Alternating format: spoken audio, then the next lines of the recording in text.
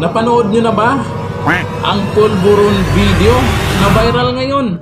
Ako, eto, mayroon akong ipapakita sa inyo na talagang hindi edit at hindi AI. Kasi maraming nagsabi na yung lumabas daw, kumakalat ngayon na pulburon video daw ng ating Pangulo ay AI lang, edited lang, hindi totoo. Gusto lang siraan si Pangulong Bongbong Marcos na gumagamit ng pulburon.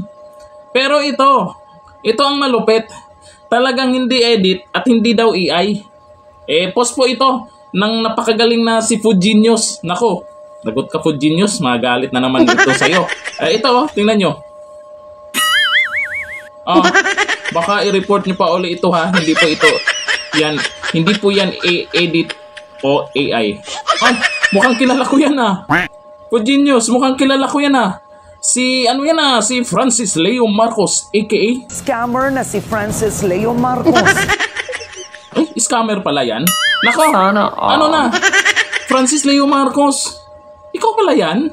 Oy, kumusta na yung sinasabi mong adik si Diwata?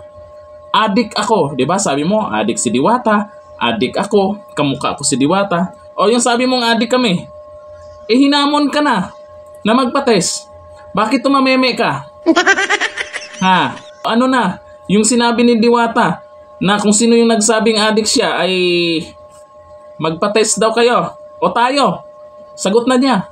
Kasi baka wala kang pangbayad. O sagot na niya.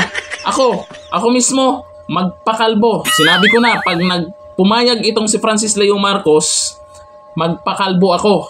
O, para hindi ka lugi. Nako, bagay na bagay sa'yo dyan ha. O, bagay na bagay ha. O, hindi daw edit yan, hindi AI.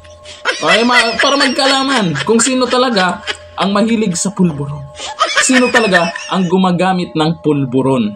Nako, kumakalat na naman ngayon na balibalita na doon daw sa BGMP, yung mga nagkikwento na ganon, yung dati mong amo ay wanted nang dahil sa pulburon. Kaya inaalam kung nagpulburon ka rin. Ba, sabi mo, kami yung adik. Bakit ikaw takot ka magpates? Nung bumabanat ka ang ingay-ingay mo. Pati ako dinamay mo pa.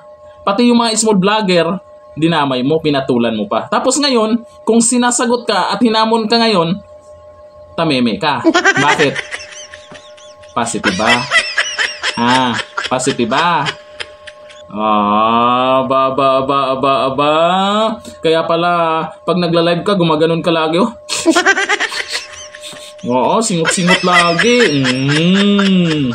Sino sa atin ang adik? Ikaw yung unang nagbintang sa amin, di ba? O ngayon, sino sa atin ang adik? Aminin. Huwag na maya. Aminin mo na. Ha?